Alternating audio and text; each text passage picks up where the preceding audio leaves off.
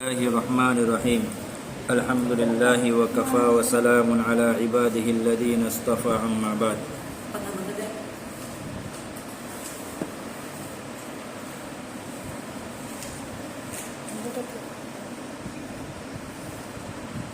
حضرت انس رضی اللہ تعالیٰ عنہ فرماتے ہیں کہ حضور صلی اللہ علیہ وسلم ایک قبیلے میں تشریف فرما تھے، میں بھی آپ کے ساتھ تھا۔ ایک انصاری عورت نے آپ کو پیغام بھجوایا کہ میرا لڑکا قریب المرگ ہے، آپ صلی اللہ علیہ وسلم تشریف لے آوے۔ آپ صلی اللہ علیہ وسلم اپنے ساتھیوں سمیت تشریف لے آئے اور اس لڑکے کو اپنی گود میں لٹایا۔ وہ فوراً مر گیا۔ آپ صلی اللہ علیہ وسلم کی آنکھ سے آنسو بہے اور اس عورت نے کہا، اللہ تعالیٰ اپنے بندوں سے امانت لے لی اور اسی کے لیے ہے جو باقی ہے، اور ہر عمر کی مدت لکھی ہوتی ہے، اس لیے صبر کرو اور ثواب حاصل کرو۔ اور حضور صلی اللہ علیہ وسلم نے فرمایا، انسان جنت میں بلند درجہ حاصل کرے گا اور وہ درجہ نماز سے حاصل ہوتا ہے، وہ درجہ نماز سے حاصل ہوتا ہے، اور نہ روزے سے اور نہ حج سے اور نہ عبادت سے۔ آپ نے پوچھا پھر کس چیز سے حاصل ہوتا ہے؟ آپ صلی اللہ علیہ وسلم نے فرمایا، جب کوئی مصیبت آئے اس پر صبر کرنے پر انسان صبر کرتا ہے تو اس سے وہ درجہ یعنی جنت میں بلند درجہ حاصل ہوتا ہے۔ ایک دوسرا واقعہ حضرت ابوبکر صدیق رضی اللہ تعالیٰ عنہ فرماتے ہیں کہ وحیہ قلبی رضی اللہ تعالیٰ عنہ عرب کے سرداروں میں سے ایک سردار تھا۔ حضور صلی اللہ علیہ وسلم کی خواہش تھی کہ وہ اسلام لے آئے، کیونکہ ان کے ماتحت 700 گھرانے تھے۔ حضور صلی اللہ علیہ وسلم ان کے لیے دعا مانگا کرتے تھے کہ اللہ تو وحیہ کو اسلام نصیب فرما۔ جب وحیہ نے اسلام لانے کا ارادہ کیا تو اللہ تبارک و تعالیٰ نے وحی بھیجی حضور اکرم صلی اللہ علیہ وسلم کہ میں نے وحیہ کا دل نور ایمان سے مزین کر دیا ہے، وہ آپ صلی اللہ علیہ وسلم کے پاس آنے والا ہے۔ جب وحیہ مسجد میں داخل ہوئے تو حضور صلی اللہ علیہ وسلم نے اپنے کمر مبارک سے چادر اتار کر بچھائی اور اشارہ کیا وحیہ کو اس پر بیٹھنے کا۔ جب وحیہ نے یہ تعظیم و تقریب ملاحظہ فرمائی تو یعنی خوشی سے رو پڑا اور چادر اٹھا کر چوم کر اپنی آنکھوں پر رکھی۔ پھر وحیہ نے عرض کیا، حضرت اسلام کی شرائط بیان فرمائیے۔ آپ نے فرمایا، لا الہ الا اللہ محمد الرسول اللہ کی گواہی دینا اسلام کی شرط ہے۔ وحیہ پھر رو پڑا۔ حضور صلی اللہ علیہ وسلم نے پوچھا، اے وحیہ، تیرا یہ رونا اسلام لانے کی خوشی کی وجہ سے ہے یا کسی دوسری وجہ سے ہے؟ وحیہ نے کہا، میں نے بڑے بڑے گناہ کیے ہیں، کیا وہ معاف ہو سکتے ہیں؟ اگر اللہ تعالیٰ کہے تو میں اپنا تمام مال صدقہ کر دوں۔ حضور صلی اللہ علیہ وسلم نے پوچھا، وہ کیا گناہ ہے؟ وحیہ نے کہا، میں اپنی قوم کا سردار تھا، مجھے پسند نہیں تھا کہ لوگ کہیں فلاں کا بیٹا وحیہ کا داماد ہے، اس لیے میں نے اپنی 70 بیٹیوں کو اپنے ہاتھ سے قتل کیا۔ یہ سن کر حضور صلی اللہ علیہ وسلم حیران رہ گئے۔ حضرت جبرائیل علیہ السلام تشریف لایا، فرمایا، اے اللہ کے نبی، اللہ تعالیٰ فرماتے ہیں کہ حضرت وحیہ سے کہہ دو کہ جب میں نے تیرے اسلام کی وجہ سے تیرے 60 سال کا کفر معاف کر دیا، پھر آپ کی 70 بیٹیوں کا قتل کیوں نہ معاف کروں گا؟ حضور صلی اللہ علیہ وسلم اور آپ کے ساتھی رو پڑے اور فرمایا، حضور صلی اللہ علیہ وسلم نے، اے رب، تو نے وحیہ کو ایک مرتبہ کلمہ پڑھنے کی وجہ سے بخش دیا، ایک مرتبہ کلمہ پڑھنے کی وجہ سے بخش دیا۔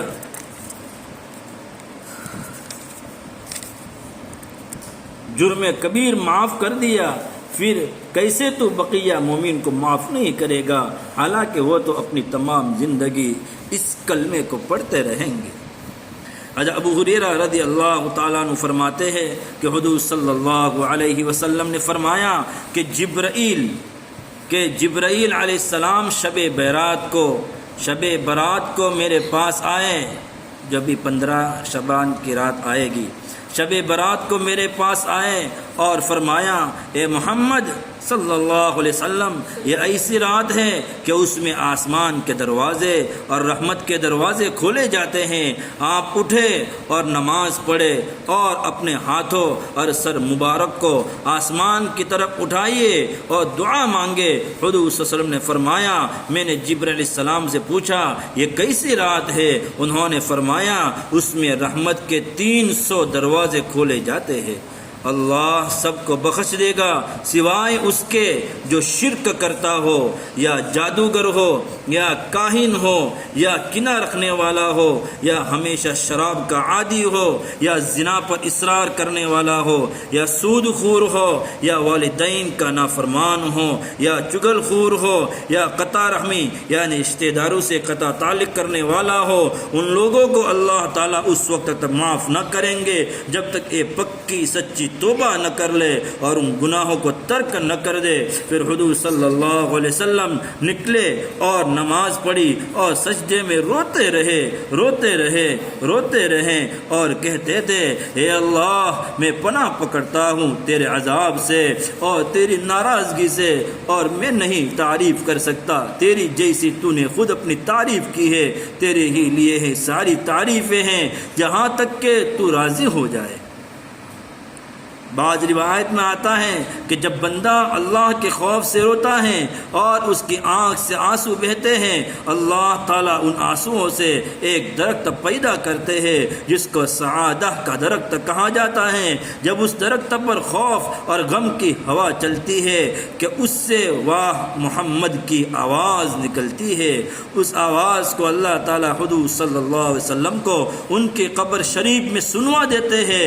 پھر حضور صلی اللہ علیہ وسلم قبر میں اپنی امت کے لیے روتے ہیں اور آنسو بہاتے ہیں۔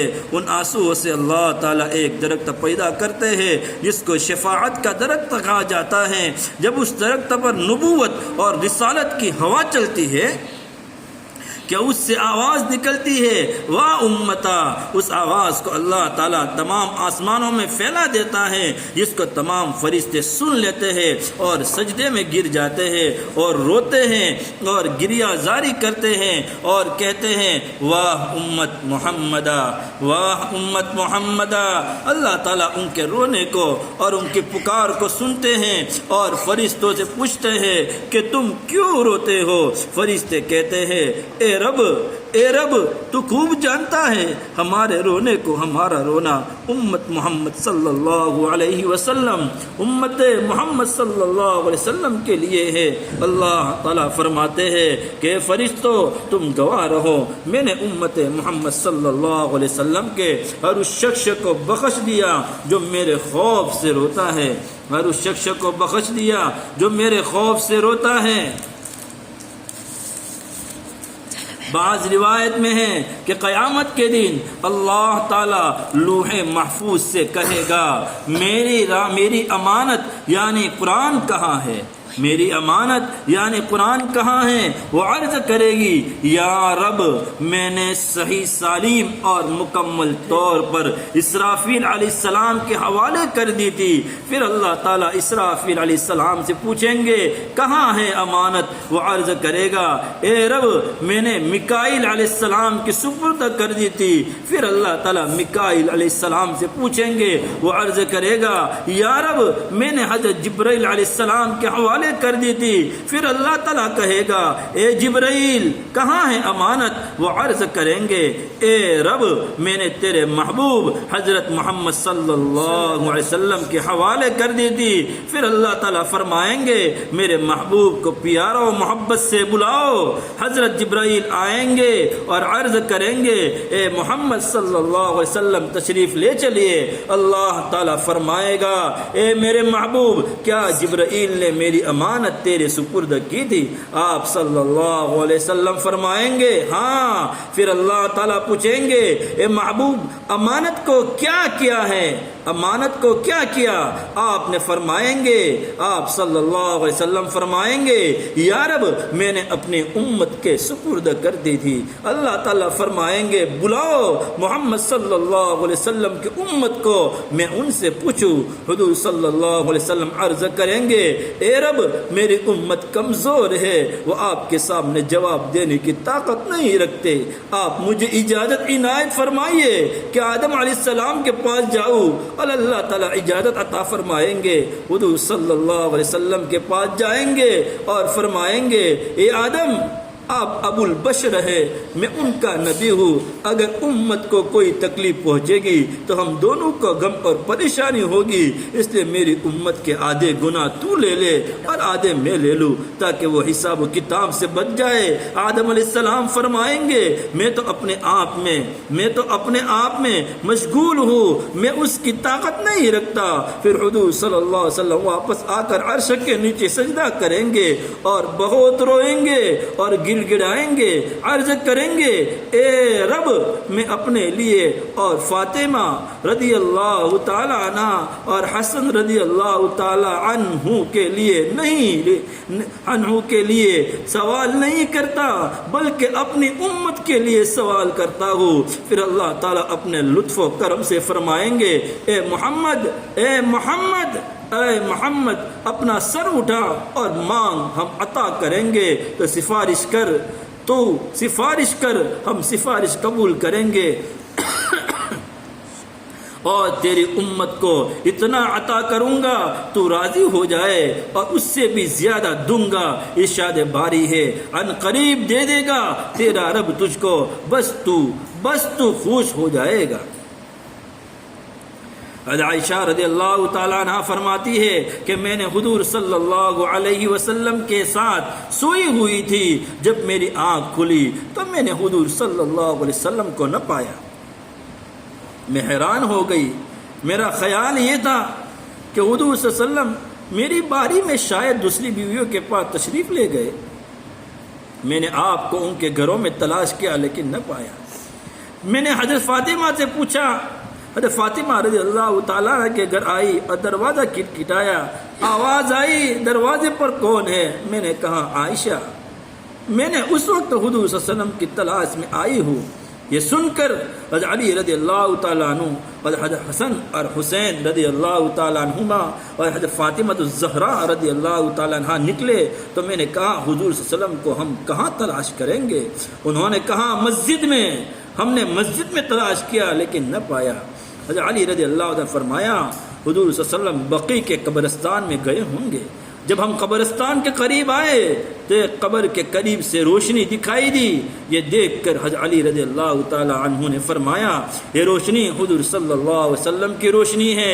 جب ہم قریب آئے تو دیکھا حضور صلی اللہ علیہ وسلم سجدے میں رو رہے ہیں اور آپ کو کسی کے آنے کی خبر نہیں ہوئی اور تضرع فرما رہے ہیں اور سجدے میں فرما رہے ہیں اے رب اگر تو ان کو عذاب دے دے تو تیرے بندے ہیں، اور اگر تو ان کو معاف کر دے تو حکمت والا ہے، زبردست ہے۔ جب حضرت فاطمہ رضی اللہ تعالی عنہا نے یہ کیفیت دیکھی تو آپ صلی اللہ علیہ وسلم کے سر مبارک کے قریب جا کر چہرہ مبارک کو زمین سے اٹھایا اور عرض کیا اے میرے ابا کیا کوئی دشمن آنے والا ہے؟ کیا کوئی وحی نازل ہوئی ہے؟ حضور صلی اللہ علیہ وسلم نے فرمایا اے فاطمہ نہ دشمن آنے والا ہے نہ وحی نازل ہوئی ہے، لیکن یہ رات شب برات ہے، اس لیے میں اللہ تعالیٰ سے مانگ رہا ہوں۔ اور پھر فرمایا یا عائشہ جب قیامت قائم ہوگی اس روز بھی میں سجدہ کروں گا اور اللہ تعالیٰ سے رحمت طلب کروں گا اور سفارش کروں گا، اگر تم میری رضامندی چاہتے ہو تو سب سجدہ کرو اور دعا سے میری مدد کرو۔ بس سب نے سجدہ کیا اور روئے، صبح صادق تک روئے۔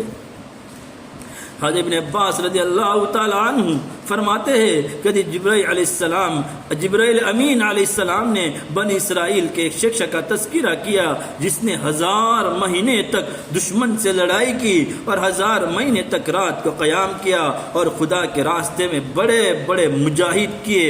یہ سن کر اصحاب رسول روئے اور عرض کیا یا رسول اللہ اس کا تو بہت ثواب ہوگا۔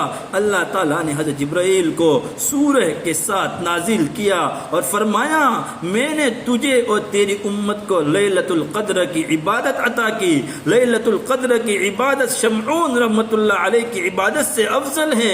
ایک روایت میں ہے کہ لیلۃ القدر میں 2 رکعت نماز خدا تعالیٰ کے راستے میں 1000 مہینے لڑنے سے افضل ہے۔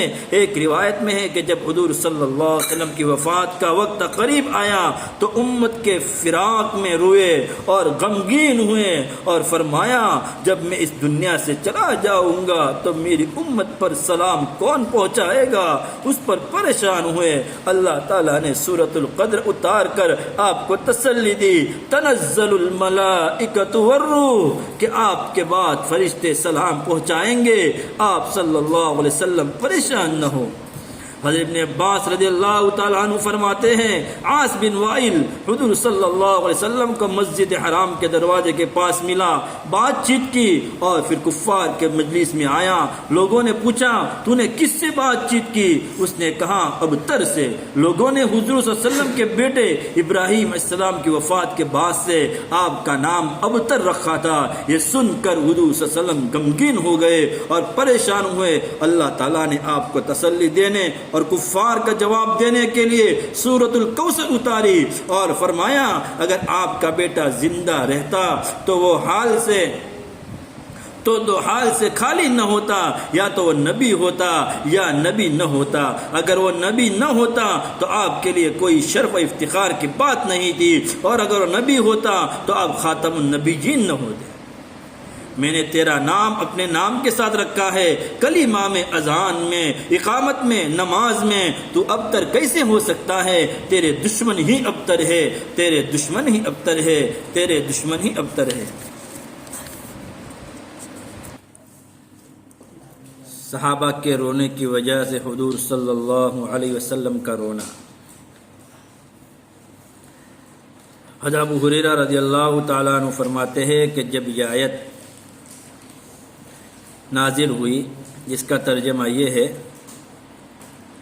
ایسے خوف کی باتیں سن کر بھی تم لوگ اس کلام الہی سے تعجب کرتے ہو اور ہنستے ہو اور عذاب کے خوف سے روتے نہیں ہو، نازل ہوئی تو اصحاب صفہ اس قدر روئے کہ ان کے آنسو سے رخسار تر ہو گئے اور آنسو رخساروں پر بہنے لگے۔ جب حضور صلی اللہ علیہ وسلم نے ان کو روتے دیکھا تو آپ صلی اللہ علیہ وسلم بھی ان کے ساتھ رو دیے۔ پھر ہم سب حضور صلی اللہ علیہ وسلم کے رونے کی وجہ سے روئے۔ پھر آپ صلی اللہ علیہ وسلم نے ارشاد فرمایا وہ آدمی جہنم میں داخل نہ ہوگا جو اللہ تعالیٰ کے ڈر سے رویا ہو، اور گناہ پر اصرار کرنے والا جنت میں داخل نہ ہوا ہو، جنت میں داخل نہ ہوا ہو۔ قرآن سن کر حضور صلی اللہ علیہ وسلم کا رونا۔ حضرت عبداللہ بن مسعود رضی اللہ تعالیٰ عنہ فرماتے ہیں کہ حضور صلی اللہ علیہ وسلم نے فرمایا مجھے قرآن سناؤ۔ میں نے عرض کیا میں آپ صلی اللہ علیہ وسلم کے سینے کے لیے قرآن پڑھوں، آپ صلی اللہ علیہ وسلم کے سننے کے لیے قرآن پڑھوں، حالانکہ آپ صلی اللہ علیہ وسلم پر قرآن نازل ہوا ہے۔ پھر حضور صلی اللہ علیہ وسلم نے فرمایا مجھے بات پسند ہے کہ میں اپنے غیر سے قرآن سنوں۔ حضرت ابن مسعود رضی اللہ تعالیٰ عنہ کہتے ہیں کہ میں نے سورۃ النساء کی تلاوت کی۔ جب میں اس آیت پر پہنچا فَكَيْفَ إِذَا جِئْنَا مِنْ كُلِّ أُمَّةٍ بِشَهِيدٍ وَجِئْنَا بِكَ عَلَى هَؤُلَاءِ شَهِيدًا۔ اس وقت تک کیا حال ہوگا جب کہ ہم ہر امت میں سے ایک ایک کو گواہ کو حاضر کریں گے اور آپ کو بھی ان لوگوں پر گواہی دینے کے لیے حاضر کریں گے۔ پر پہنچا تو آپ نے فرمایا کہ بس کافی ہے۔ میں نے جب آپ کی طرف التفات کیا تو آپ کی دونوں آنکھوں سے آنسو جاری تھے۔ ابو حبیب کہتے ہیں کہ حضور صلی اللہ علیہ وسلم حضرت ثابت بن ربی رضی اللہ تعالیٰ عنہ کے پاس ان کی مرض الوفات میں تشریف لے گئے۔ وہ موت کی کشمکش میں تھے۔ حضور صلی اللہ علیہ وسلم نے آواز دی، انہوں نے کوئی جواب نہ دیا۔ یہ کیفیت دیکھ کر کہ حضور صلی اللہ علیہ وسلم رو دیے اور فرمایا اگر یہ سنتا تو ضرور جواب دیتا، اس پر جو پسینہ ہے یہ موت کی سختی کی وجہ سے ہے۔ یہ سن کر عورتیں رونے لگی۔ حضرت اسامہ رضی اللہ تعالیٰ عنہ نے ان کو منع کیا۔ حضور صلی اللہ علیہ وسلم نے فرمایا رونے دو، ان کو رونے دو، یہ رونا بغیر چیخو پکار کے تھا۔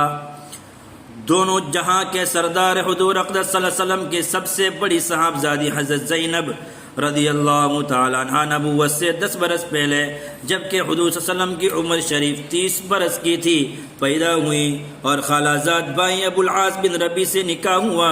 ہجرت کے وقت حضور صلی اللہ علیہ وسلم کے ساتھ نہ جا سکی۔ ان کے خاوند نے بدر کی لڑائی میں کفار کے ساتھ شریک ہوئے اور قید ہوئے۔ اہل مکہ نے جب اپنے قیدیوں کی رہائی کے لیے ہدیہ ارسال کیے تو حضرت زینب رضی اللہ تعالیٰ نے بھی اپنی خاوند کے لیے رہائی کے لیے مال روانہ کیا، جس میں وہ ہار تھا جو حضرت خدیجہ رضی اللہ تعالیٰ عنہ نے جہیز میں دیا تھا۔ حضور صلی اللہ علیہ وسلم نے اس کو دیکھا تو حضرت خدیجہ رضی اللہ تعالیٰ عنہ کی یاد تازہ ہو گئی، آب دیدہ ہو گئے، آنسو بہنے لگے۔ صحابہ کے مشورے سے طے پایا کہ بلاس کو بلا ہدیہ کی شرط پر چھوڑ دیا جائے کہ وہ واپس جا کر حضرت زینب رضی اللہ تعالیٰ کو مدینہ طیبہ بھیج دے۔ حضرت اسامہ بن زید رضی اللہ تعالیٰ عنہ فرماتے ہیں کہ جب میرے والد شہید کر دیے گئے تو میں نے حضور صلی اللہ علیہ وسلم کی خدمت میں حاضر ہوا۔ جب آپ نے مجھے دیکھا اور آپ کی دونوں آنکھوں سے آنسو جاری ہو گئے۔ جب دوسرا روز ہوا تو میں آپ کے پاس آیا، آپ نے فرمایا مجھے تمہیں دیکھ کر آج بھی وہی رنج ہوا جو تمہیں کل دیکھ کر ہوا تھا۔ خالد بن شمشیر فرماتے ہیں کہ جب حضرت زید بن حارثہ کو شہید کیا گیا تو حضور صلی اللہ علیہ وسلم ان کے گھر تشریف لائے۔ حضرت زید رضی اللہ تعالیٰ عنہ کی بیٹی حضور صلی اللہ علیہ وسلم کو دیکھ کر بلا کر روئی۔ حضور صلی اللہ علیہ وسلم بھی روئے اور یہاں تک روئے کہ آپ کی آواز بھی نکل گئی۔ یہ دیکھ کر حضرت سعد فرماتے ہیں، حضرت سعد بن عبادہ نے عرض کیا یا رسول اللہ یہ کیا ہے؟ آپ نے فرمایا یہ حبیب کا حبیب کے ساتھ شوق میں رونا ہے۔ حضرت ابو رافع کہتے ہیں ہجرت کے رات حضور صلی اللہ علیہ وسلم نے حضرت علی رضی اللہ تعالیٰ عنہ کو اپنے نائب بنایا اور یہ حکم دیا کہ لوگوں کی امانتیں واپس کر کے مدینہ چلے آنا، تم میرے بستر پر لیٹ جانا، کیونکہ جب کفار تجھے بستر پر دیکھیں گے تو ہماری تلاش میں نہیں آئیں گے۔ مشرکین بستر پر حضرت علی رضی اللہ تعالیٰ عنہ کو دیکھ کر گمان کرتے رہے کہ حضور صلی اللہ علیہ وسلم ہیں۔ جب صبح ہوئی تو آپ کے بستر پر حضرت علی رضی اللہ تعالیٰ عنہ کو پایا، خیال کرتے رہے کہ اگر حضور صلی اللہ علیہ وسلم جاتے تو علی بھی ضرور جاتے، اسی وجہ سے وہ آپ کی تلاش میں تاخیر کرتے رہے۔ حضرت علی رضی اللہ تعالیٰ عنہ امانتوں سے فارغ ہو کر مدینہ کو روانہ ہوئے۔ دن کو چھپے رہتے تھے، رات کو سفر کرتے، یہاں تک کہ مدینہ منورہ پہنچ گئے۔ جب حضور صلی اللہ علیہ وسلم کو اطلاع ہوئی تو آپ نے حضرت علی کو بلوایا۔ آپ سے کہا گیا، وہ چلنے کی طاقت نہیں رکھتے تھے۔ حضور صلی اللہ علیہ وسلم خود تشریف لائے اور جب علی کے سفر اور تھکاوٹ اور پاؤں پر ورم اور خون بہنے کو دیکھا تو بطور شفقت رونے لگے۔ لعاب مبارک نکال کر حضرت علی کے دونوں پاؤں پر ملا اور شفا کی دعا کی۔ پھر کبھی بھی حضرت علی رضی اللہ تعالیٰ عنہ کے پاؤں ان کی شہادت تک خراب نہ ہوئے۔ حضرت عبداللہ بن عمرو بن عاص رضی اللہ تعالیٰ عنہ فرماتے ہیں کہ حضور صلی اللہ علیہ وسلم نے اللہ تعالیٰ کا قول جو ابراہیم کے بارے میں تلاوت کیا، إِنَّهُنَّ أَضْلَلْنَ كَثِيرًا مِّنَ النَّاسِ فَمَن تَبِعَنِي فَإِنَّهُ مِنِّي، اور عیسیٰ علیہ السلام کا قول إِن تُعَذِّبْهُمْ فَإِنَّهُمْ عِبَادُكَ وَإِن تَغْفِرْ لَهُمْ فَإِنَّكَ أَنْتَ الْعَزِيزُ الْحَكِيمُ۔ اے رب، بے شک انہوں نے بہت سے لوگوں کو گمراہ کیا، پس جو تابعداری کرے میری وہ مجھ سے ہے، اگر تو ان کو عذاب دے تو وہ تیرے بندے ہیں، اور اگر تو معاف کر دے تو تیرے زبردست حکمت والا ہے، تو زبردست حکمت والا ہے۔ پھر حضور صلی اللہ علیہ وسلم نے ہاتھ اٹھائے، فرمایا اے اللہ میری امت، اے اللہ میری امت، یہ کہہ کر آپ روئے۔ اللہ تعالیٰ نے جبرائیل امین سے کہا جا محمد صلی اللہ علیہ وسلم سے پوچھ کہ ان کو کس چیز نے رلایا، حالانکہ تیرا رب خوب جانتا ہے۔ حضرت جبرائیل علیہ السلام آئے اور پوچھ کر چلے گئے اور اللہ تعالیٰ کو بتلایا، حالانکہ اللہ تعالیٰ خوب جانتا ہے۔ اللہ تعالیٰ نے پھر فرمایا جبرائیل جا محمد صلی اللہ علیہ وسلم سے کہہ دو کہ ہم آپ کو آپ کی امت کے بارے میں خوش کر دیں گے اور آپ کو رسوا نہ کریں گے۔ قبر سے اٹھنے کے بعد حضور صلی اللہ علیہ وسلم کا امت کے لیے رونا۔ حضرت ابن عباس رضی اللہ تعالیٰ عنہ حضور صلی اللہ علیہ وسلم سے نقل کرتے ہیں کہ جب اللہ تعالیٰ زمین و آسمان کو پیدا فرمایا تو سور کو بھی پیدا فرمایا، اور سور کے 11 دائرے ہیں۔ اللہ تعالیٰ نے سور حضرت اسرافیل علیہ السلام کے حوالے کر دیا اور وہ اس کے منہ میں رکھ کر عرش کی طرف کان لگائے، حکم ربانی کے منتظر کھڑے ہیں۔ جب سے قیامت دنیا بنی ہے تب سے اسرافیل سور لے کر اللہ کے عرش کے پاس کھڑے ہیں، ابھی تک ہلے نہیں وہاں سے، کھڑے ہیں۔ وہ اس کو منہ میں رکھ کر عرش کی طرف کان لگائے، حکم ربانی کے منتظر کھڑے ہیں۔ حضرت ابو ہریرہ رضی اللہ تعالی عنہ نے پوچھا یا رسول اللہ سور کیا ہے؟ آپ نے فرمایا وہ بیل کے سینگ کی طرح ایک بہت بڑا سینگ ہے، قسم ہے اس ذات کی جس کے قبضے میں میری جان ہے، اس کا ہر دائرہ زمین و آسمان کے برابر چوڑا ہے، زمین و آسمان کے برابر چوڑا ہے۔ سور 3 دفعہ پھونکا جائے گا، ایک مرتبہ گھبراہٹ اور خوف کے لیے، اور ایک مرتبہ موت بے ہوشی کے لیے، اور ایک مرتبہ موت کے بعد اٹھائے جانے کے لیے۔ جب اللہ تعالیٰ اسرافیل کو حکم کرے گا پہلی مرتبہ سور پھونکنے کا، وہ پھونکیں گے تو زمین و آسمان کی تمام چیزیں ڈر جائے گی، عورتیں اپنے بچوں کو بھول جائے گی، حاملہ حمل گرا دے گی، اس خوف سے بچے بوڑھے ہو جائیں گے۔ پھر دوبارہ سور پھونکا جائے گا تو سب مر جائیں گے، مگر 4 مقرب فرشتے حملۃ العرش باقی رہ جائیں گے۔ پھر ملک الموت اللہ تعالیٰ کے حکم سے ان فرشتوں کی روح بھی قبضہ کر لے گا۔ پھر اللہ تعالیٰ پوچھے گا کیا میری مخلوق میں سے کوئی باقی ہے؟ وہ عرض کرے گا بندہ ضعیف باقی ہے۔ ملک الموت کیا کہے گا؟ بندہ ضعیف باقی ہے۔ اللہ تعالیٰ فرمائیں گے کیا تو نے میرا قول نہیں سنا کہ ہر نفس کو موت کا مزہ چکھنا ہے؟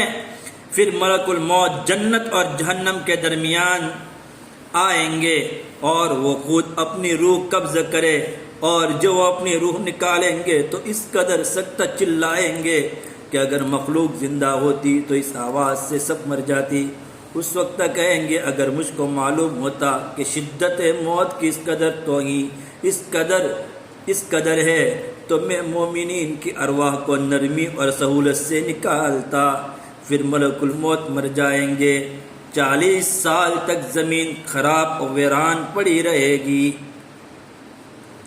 ملک الموت جب اپنے آپ کو روح قبض کرے گا تو یوں فرمائے گا، اور جب موت کے وقت سختی ہوگی تو وہ یوں کہے گا کہ موت کی شدت کی وجہ سے جس قدر مجھے تکلیف ہوگی، اگر مجھے پتہ چلتا کہ موت کی شدت اتنی سخت ہے، اتنی سخت تکلیف ہوتی ہے، تو میں مومنین کی روح کو سہولت کے ساتھ نکالتا۔ پھر ملک الموت مر گئے اور 40 سال تک زمین خراب اور ویران پڑی رہے گی۔ پھر اللہ تعالیٰ دنیا سے مخاطب ہوں گے، اتہا الدنیا الدانیہ، ایک کمینی دنیا، تیرے بادشاہ کہاں ہیں؟ تیرے چاہنے والے کہاں ہیں؟ ظالم و متکبر کہاں ہیں؟ سرکش اور نافرمان لوگ جو رزق میرا کھاتے تھے اور عبادت دوسروں کی کرتے تھے، پھر فرمائیں گے آر کس کی بادشاہت ہے؟ لمن الملک اليوم، اللہ فرمائیں گے آج کس کی بادشاہت ہے، کوئی جواب دینے والا نہ ہوگا، پھر اللہ تعالیٰ خود ہی جواب دیں گے، للہ الواحد القہار، آج ملک خاص ایک اللہ کے لیے جو قہار اور جبار ہے، کوئی دوسرا اس کا شریک نہیں۔ پھر اللہ تعالیٰ رحیم عقیم جو قوم عاد پر بھیجی تھی، خزانے غیب سے سوئی کے سوراخ کے برابر کھولیں گے، جو سب پہاڑوں اور ٹیلوں کو برابر کر دیں گے۔ کتنا کھولیں گے؟ ایک سوئی کے برابر اللہ کھولیں گے۔ جو ہوا بھیجی تھی اللہ تعالیٰ نے قوم عاد پر اللہ تعالیٰ نے جو ہوا بھیجی تھی، کتنی کھولیں گے؟ ایک سوئی کے برابر کھولیں گے۔ تو کیا فرمایا؟ سوئی کے برابر اللہ تعالیٰ رحیم عقیم جو قوم عاد پر بھیجی تھی، خزانے غیب سے سوئی کے سوراخ کے برابر کھولیں گے، جو سب پہاڑوں اور ٹیلوں کو برابر کر دے گی۔ اللہ تعالیٰ کا ارشاد ہے، لا ترى فيها عوجا ولا امتا، کا یہی مطلب ہے۔ پھر اللہ تعالیٰ بارش اتارے گا جو مسلسل 40 روز تک برستی رہے گی، پھر مخلوق کے جسم اگیں گے جیسے گھاس اگتی ہے، پھر تمام جسم مکمل ہو جائیں گے، پھر اللہ تعالیٰ حملۃ العرش کو زندہ کرے گا، پھر جبرائیل اور میکائیل اور اسرافیل اور اسرائیل کو زندہ کرے گا، پھر اللہ تعالیٰ رضوان جنت کو حکم دے گا کہ ان کو براق اور تاج اور عزت کے پوشاک دے۔ یہ لے کر فرشتے زمین و آسمان کے درمیان کھڑے ہوں گے، جبرائیل زمین سے مخاطب ہوں گے، اے زمین محمد صلی اللہ علیہ وسلم کی قبر کہاں ہے؟ زمین کہے کہ قسم اس ذات کی قسم جس نے تجھے بھیجا ہے، اللہ تعالیٰ نے میرے اوپر سخت ہوا چلائی تھی، اس نے مجھے ریزہ ریزہ کر دیا، اس لیے میں نہیں جانتی کہ محمد صلی اللہ علیہ وسلم کی قبر کہاں ہے۔ زمین یہ کہے گی۔ پھر ایک نور کا ستون حضور صلی اللہ علیہ وسلم کی قبر مبارک سے آسمان کی طرف بلند ہوگا، جس سے جبرائیل علیہ السلام حضور صلی اللہ علیہ وسلم کی قبر پہچان لیں گے۔ پھر جبرائیل علیہ السلام تشریف لے کر قبر شریف کی طرف جائیں گے، قبر شریف حرکت کرے گی اور پھٹے گی، جس سے حضور صلی اللہ علیہ وسلم کھڑے ہوں گے، اپنے سر سے مٹی جھاڑیں گے اور اپنے دائیں بائیں دیکھیں گے تو آپ کو کوئی چیز نظر نہیں آئے گی، صرف 4 مشہور فرشتے نظر آئیں گے۔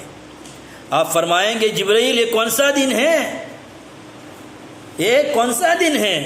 وہ عرض کریں گے یہ حسرت، ندامت، افسوس اور قیامت کا دن ہے، آپ کی شفاعت کا دن ہے۔ پھر آپ پوچھیں گے اے جبرائیل میری امت کہاں ہے؟ شاید کہ تم اس کو جہنم کے کنارے چھوڑ کر مجھے اطلاع دینے آئے ہو۔ وہ عرض کریں گے قسم ہے اس ذات کی جس نے آپ کو نبی برحق بنا کر بھیجا ہے، ابھی تک کسی کی قبر نہیں پھٹی ہے۔ پھر جب آپ صلی اللہ علیہ وسلم تاج سر پر رکھ کر، لباس پہن کر، براق پر سوار ہو کر پوچھیں گے اے جبرائیل میرے اصحاب کہاں ہیں؟ یعنی ابو بکر، عمر، عثمان، علی، یہ فوراً حکم خداوندی سے زندہ ہو جائیں گے اور ان کو بھی تاج، لباس، براق پیش کی جائیں گی، ایک حاضر خدمت ہوں گے۔ پھر حضور صلی اللہ علیہ وسلم روتے ہوئے سجدے میں گر جائیں گے اور امتی امتی پکاریں گے۔ یہ دیکھ کر اللہ تعالیٰ اسرافیل کو سور پھونکنے کا حکم دیں گے، وہ سور پھونکیں گے جس سے سب لوگ زندہ ہو جائیں گے۔ ارشاد رب تعالی ہے ثم نفخ فیہ اخری فاذا هم قیام ینظرون۔ حضرت ابو نصیر بن سعید فرماتے ہیں کہ حضور صلی اللہ علیہ وسلم نے فرمایا کہ جب شعبان کی 13ویں رات ہوئی تو جبرائیل میرے پاس آئے اور کہا اے محمد اٹھ، یہ تہجد کا وقت ہے۔ کیا فرمایا؟ یہ تہجد کا وقت ہے، اپنے امت کے لیے مانگ۔ چنانچہ حضور صلی اللہ علیہ وسلم نے ویسا ہی کیا۔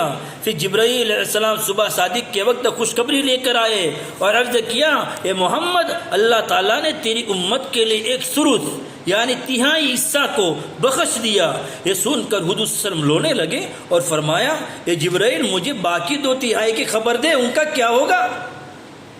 باقی 2/3 کی امت کا کیا ہوگا؟ جبرائیل نے عرض کیا کہ مجھے خبر نہیں۔ پھر جب دوسری رات ہوئی تو جبرائیل تشریف لائے اور کہا محمد اٹھ اٹھ اٹھ، اللہ کے نبی سے فرمائیں گے اٹھو اور امت کے لیے مانگو۔ حضور صلی اللہ علیہ وسلم فرمایا وہی وسلم نے پھر ویسا ہی کیا۔ پھر صبح جبرائیل علیہ السلام آئے اور فرمائے محمد اللہ تعالیٰ نے آپ کی امت کی 2/3 کو بھی بخش دیا۔ یہ سن کر حضور صلی اللہ علیہ وسلم رونے لگے اور فرمایا یہ جبرائیل باقی 1/3 کی خبر؟ حضرت جبرائیل السلام نے عرض کیا کہ مجھے اس کی کوئی خبر نہیں ہے۔ پھر جب شب برات ہوئی تو حضرت جبرائیل آئے اور کہا اے محمد صلی اللہ علیہ وسلم خوشخبری ہو، اللہ تعالیٰ نے آپ کی ساری امت کو بخش دیا بشرطے کہ وہ اللہ تعالیٰ کے ساتھ ذات و صفات میں شریک یعنی شرک نہ کرتے ہو۔ پھر حضرت جبرائیل السلام نے کہا اے محمد صلی اللہ علیہ وسلم اپنا سر مبارک آسمان کی طرف اٹھائیے اور دیکھے کیا دکھائی دیتا ہے۔ جب آپ صلی اللہ علیہ وسلم نے نظر فرمائی تو تمام آسمانوں کے دروازے کھلے ہوئے اور تمام فرشتے پہلے آسمان سے لے کر عرش تک سجدے میں امت محمد صلی اللہ علیہ وسلم کے لیے بخشش کی دعائیں کر رہے ہیں۔ ہر دروازے پر ایک فرشتہ اعلان کر رہا تھا۔ پہلے دروازے پر ایک فرشتہ کہتا تھا خوشخبری ہو اس کے لیے جس نے اس رات میں رکوع کیا ہو، دوسرے پر خوشخبری ہو ان کے لیے جنہوں نے اس رات میں سجدہ کیا ہو، تیسرے پر خوشخبری ہو ان کے لیے جنہوں نے اس رات میں ذکر کیا ہو، چوتھے پر خوشخبری ہو ان کو جس نے اس رات میں اپنے رب سے دعا مانگی ہو، پانچویں پر خوشخبری ہو ان کے لیے جو اس رات میں خوف خدا سے رویا ہو، چھٹے پر خوشخبری ہو ان کے لیے جس نے اس رات میں بھلائی اور خیر والا عمل کیا ہو، ساتویں پر خوشخبری ہو جس نے اس رات میں تلاوت کلام اللہ کی ہو۔ پھر یہی فرشتہ اعلان کرتا ہے کوئی مانگنے والا ہے جس کو عطا کرے، ہے کوئی دعا کرنے والا کہ اس کی دعا قبول کی جائے، ہے کوئی توبہ کرنے والا کہ اس کی توبہ قبول کی جائے۔ شب برات کی رات جب 15ویں شعبان آئے گی روزہ بھی رکھے اور اللہ سے مانگے بھی انشاءاللہ۔ محمد بن عبداللہ ابن کثیر ابن رومان ابن ابی بکر سے روایت ہے کرتے ہیں کہ عکاظ کے میلے میں حضرت بنی کندہ کے خیموں کے پاس تشریف لے گئے۔ عرب کے کسی قبیلے نے ایسا نرم برتاؤ نہ کیا تھا جیسا انہوں نے کیا۔ حضور صلی اللہ علیہ وسلم کی ان کی ہمدردی اور خندہ پیشانی دیکھ کر ان کو دعوت دینا شروع کی اور فرمایا میں تم کو اللہ وحدہ لا شریک لہ کی طرف بلاتا ہوں اور یہ چاہتا ہوں کہ تم میری بھی اس طرح حفاظت کرو جس طرح تم اپنی حفاظت کرتے ہو۔ بس اگر میں غالب ہو گیا تو تمہیں پورا اختیار ہوگا کہ میری طرف سے کوئی جبر نہ ہوگا۔ قوم کی اکثریت نے جواب دیا کہ آپ کی بات تو بہت اچھی ہے لیکن ہم اس کی عبادت کریں گے جس کی ہمارے باپ دادا کرتے رہے۔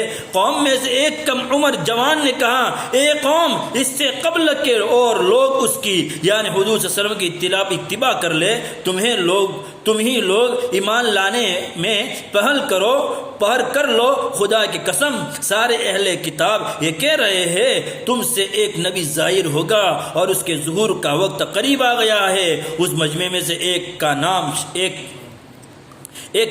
شخص تھا، اس نے کہا میری بھی سنو، اس کے قریب آ گیا۔ اس مجمع میں ایک کانا شخص تھا، اس نے کہا میری بھی سنو، اس کے خاندان نے اس سے بائیکاٹ کر دیا ہے اور تم اس کی پشت پناہی کر کے تمام عرب سے لڑائی مول لینا چاہتے ہو، ایسا نہ کرو، یہ مناسب نہیں ہے۔ یہ سن کر آپ صلی اللہ علیہ وسلم رنجیدہ پریشان ہو کر واپس تشریف لے آئے۔